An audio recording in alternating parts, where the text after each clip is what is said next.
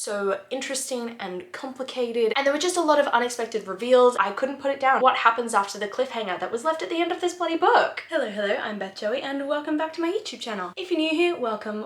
This is a channel where I paint my face, turn my camera on and talk about some books. So you may recognize that I am in a slightly different background to what I'm usually in. It's just because I am currently in Australia visiting family. All the backgrounds and stuff for the next couple of videos are probably going to be different, especially for the first week of Bookoplathon and then obviously my Australia vlog. But going back to that first video that I mentioned, Becca's Bookoplathon, obviously I put out my TBR for this, which I will link up above and down below for you to go and check out.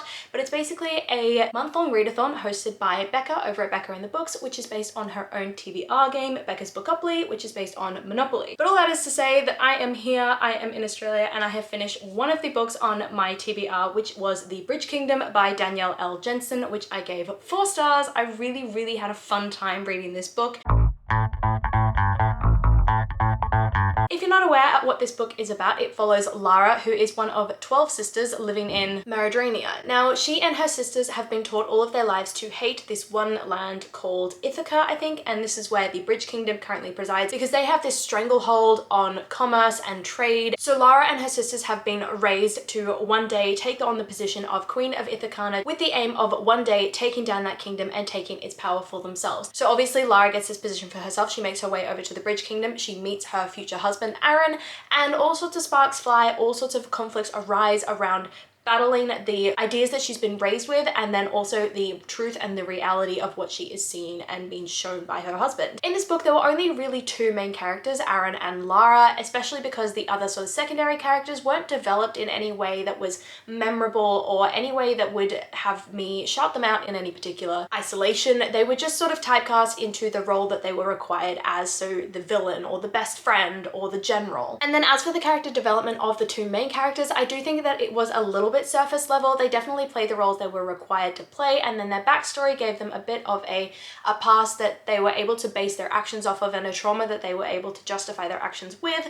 But other than that, we didn't get a ton of depth into who they were as people. But the atmosphere for me is where this book got a lot of its points that went towards my rating. I felt tense in the scenes that I was supposed to feel tense. The energy was palpable in those fight scenes, and there were many. And there were just a lot of unexpected reveals and terse moments that just kept me on the edge of my seat constantly.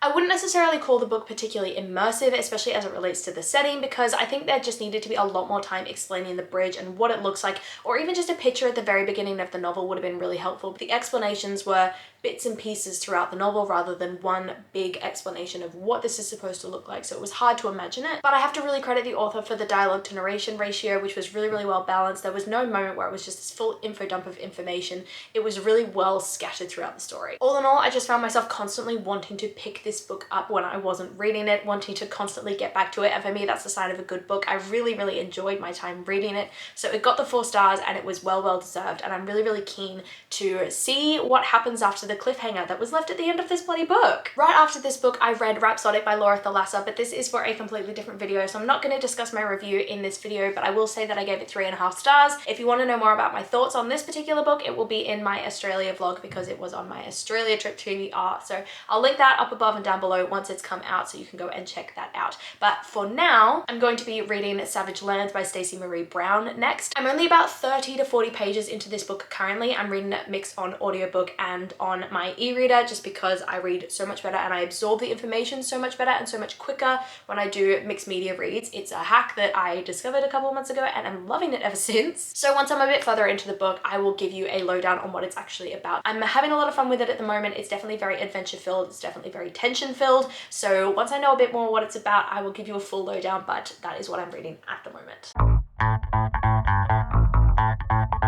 Hey guys, so I am back and I have just finished Savage Lands by Stacey Marie Brown, which I gave 5 stars. I absolutely loved this read and I am so mad that I don't own the rest of the series and I'm in Australia currently, so I can't like order them and get them delivered here. I have to wait until I get back to the UK and it's so bugging me because I just really want to continue with the rest of this series. So as for all the characters in this story, I think every character that I have met so far is just so interesting and complicated, and I just can't wait to figure them all out. There's definitely not a ton of development in terms of some of the side characters in this story, and then even some of the main characters, there's so many mysteries, and especially Warwick, who I would pronounce Warwick because there's a place in Australia called Warwick and it's spelled that way, but it's apparently Warwick. Like, Brexley's adopted family are torn between loving her and then using her. The guards are torn between rebels and torturers. Warwick is an absolute closed book. Brexley herself is like torn between this naive young girl that just wants to get back to her first love and wants this perfect life in this perfect castle for herself, and then also this young woman who's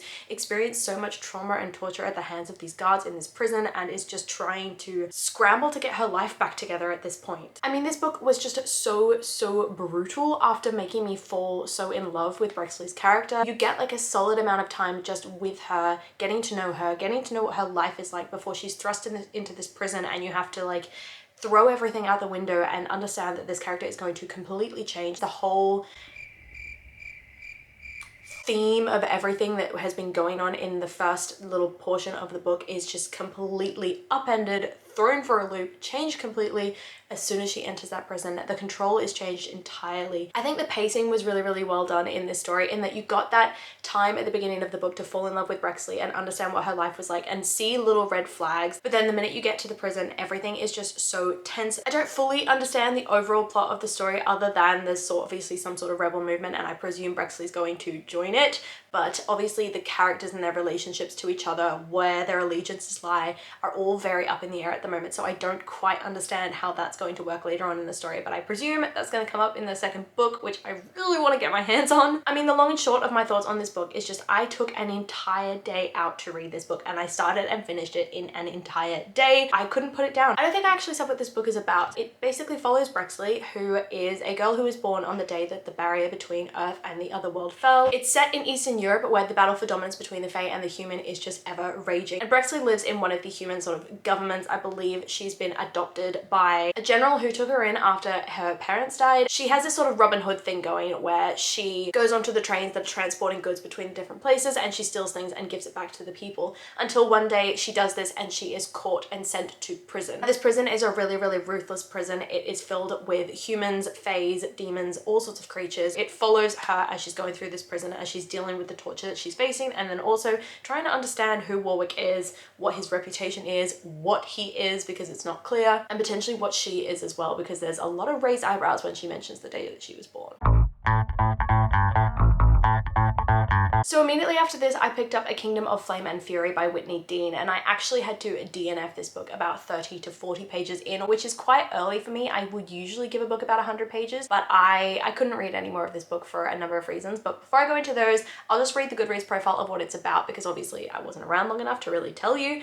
And it just says, at 10 years old, Raven was mysteriously willed to be the next ruler of Solia, a kingdom nestled within the realm of the Four Kingdoms. Orphaned as a baby, she has spent 15 years ruling over a kingdom she believes she did not earn, all while hiding secrets. She possesses dark magic and she thirsts for blood. Now at almost 25 years old, and with a sudden addiction to stealing life, Raven must fight through her new procured darkness to save her soul. But when a mysterious stranger arrives in her kingdom, she starts experiencing vivid dreams that detail who she truly is. As she slowly starts to unravel her story, what she uncovers at the end of the spool will change the course of her life and her kingdom forever. So I had to DNF this book at about 7% into the book, so 30 to 40 pages, because of the constant introspection. It just felt very heavy-handed, and there was some dialogue, but nothing really that, you know, made me fall in love with any of the characters. That monologue, that internalization definitely didn't make me fall in love with any of the characters, and I really just lost patience. I also found that in that introspection, it would jump around quite a lot between different moments. So one minute she'd be talking about how she came to the throne and how she's an orphan and how she got where she is, and then she jumps to like discussing her relationship with her bodyguard and the dynamic between them and how he's sleeping with other people, and then she jumps back to some sort of history of the kingdom and then into her own sort of magical abilities. You're just constantly jumping around, and it constantly felt like I was trying to put the puzzle pieces together, and not in a fun way. I was constantly confused and didn't really know what was actually going on in the story. It just felt very info dumpy, it felt very heavy-handed, and so I couldn't read any more of that book. So of course I DNF'd it, and now I am about to pick up Gothicana by Runix, which obviously I'm hoping is going to be a lot